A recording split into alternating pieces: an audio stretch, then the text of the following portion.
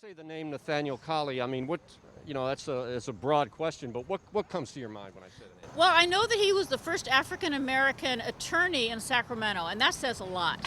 And then I also know that he was involved in integrating New Helvetia, and I believe that was one of the first times that any public housing was integrated in the nation. It was a real step forward. And those are the main things that I know about him, but I think they're both so positive that I, wonder why we don't have a Colley Park or a Nathaniel Colley housing project or something for him.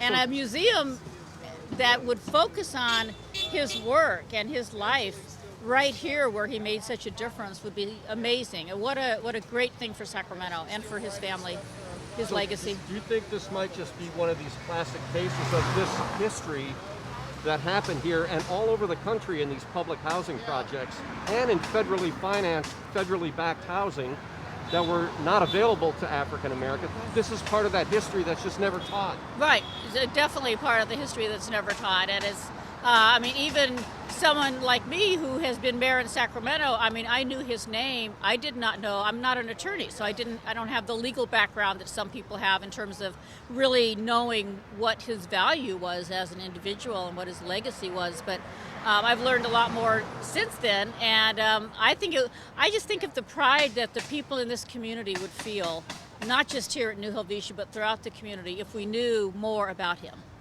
So talk about what's going on today. You see this event today, and this project and these homes face an uncertain future. Just talk a little bit about what's going on here. Well, unfortunately, New Helvetia and Seaview Circle, as I know them, I know they now call them Alder Grove and Marina Vista. I don't know why, but they are being considered tomorrow night at council for demolition, and maybe they won't all be demolished. Maybe just some of them would be. But I really think the plan is flawed. People that think this neighborhood isn't walkable haven't been here. And people that think that that you can't bike around here if you're a kid have never been back here when all the kids have been biking around. This is a very active community. At the far end is an elementary school. Right next door is a grocery store. Yes, there's a cemetery. These are the quiet neighbors on this side, not so quiet on this side. But being on Broadway is one of the advantages of this community. They're on a major bus line. They've got a Target a block away this direction. They've got a farmer's market every week a block away that direction. This is what people say they want in affordable housing. And it's here, and it's done, and it exists. And I think it should be restored. I think it should be improved. I think that we should get things better insulated with, better heating and air conditioning systems and electrical outlets that can handle, computers and that sort of thing. But beyond that, if these homes were on the other side of the cemetery, nobody would ever think about taking historic homes like this down.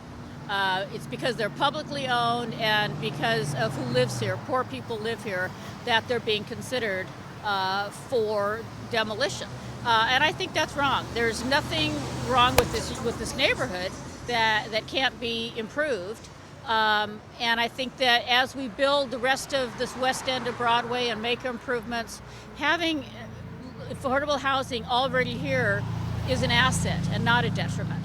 And it cannot be replaced. It cannot be replicated. This kind of a project and this kind of a neighborhood, you don't get anymore. What you're going to get is something like that across the street that doesn't even have room for a street tree and is worth $500,000. So they coexist now. People are going to buy in there and knowing this is here. If this wasn't here and we tried to do it later, it wouldn't happen. And so there is no reason not to save this. It's publicly owned already. And the city council hopefully will come up with 5 votes to save it. And it's on the National Register of Historic Places in 3 different categories. Right.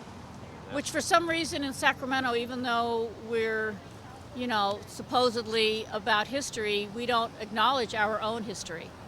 And I think that this would be one of those things that tourists would come to visit. This is a place of interest if people knew what it was. And I think if you just save a building for a museum without the rest of the neighborhood, you're not really acknowledging what he did here. The neighborhood has to stay.